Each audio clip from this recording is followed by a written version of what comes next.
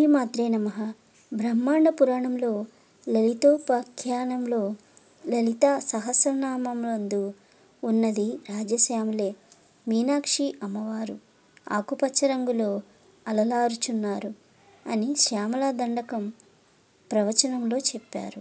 శ్యామల ఉపాసన అనేది దశమహావిద్యల్లో ఒక విద్య. ఈ తల్లిని మాతంగి, రాజమాతంగి, రాజశ్యామల అని కూడా అంటారు. దశమహావిద్యలో ప్రధానంగా ఈ విద్యను ఉపాసిస్తే తరువాత అంత ప్రసిద్ధిగా చెప్పుకునేది మాతంగి శ్యామల ఉపాసన. అయితే ఈ దశమహావిద్యల్లో ఈ విద్యను ప్రధానంగా శ్రీ ఆదిశంకరుల వారు వ్యాప్తిలోకి తెచ్చారు. దానికి కారణం శ్రీ విద్యలో బ్రహ్మజ్ఞాన తత్వం గురించి ఉంటుంది. విశుక్రుడు అనే రాక్షసుని సంహరించిన దేవతలలో వారాహి, శ్యామల రూపాలు ప్రధానమైనవిగా లలితనామ వివరణలో తెలుసుకున్నాము. ఇంకా అనేక సందర్భాల్లో శ్యామలాదేవి గురించి లలితా సహస్రనామంలో ప్రస్తావించబడి ఉన్నది.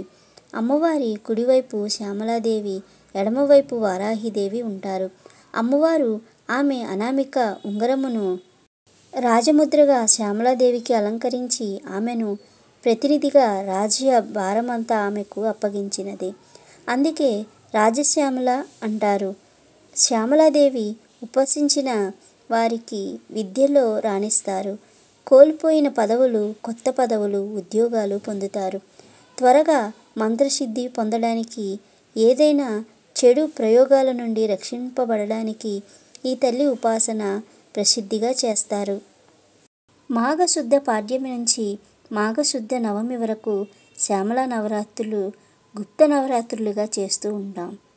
అలాగే లలిత అమ్మవారు ఆమె అనామిక ఉంగరం రాజముద్రగా శ్యామలాదేవికి ఇచ్చారు. రాజ్యభారమంతా పర్యవేక్షిస్తుంది కాబట్టి రాజశ్యామల అంటారు. ఈమెను మాతంగి అని కూడా అంటారు. శ్రీమాత్రే నమః.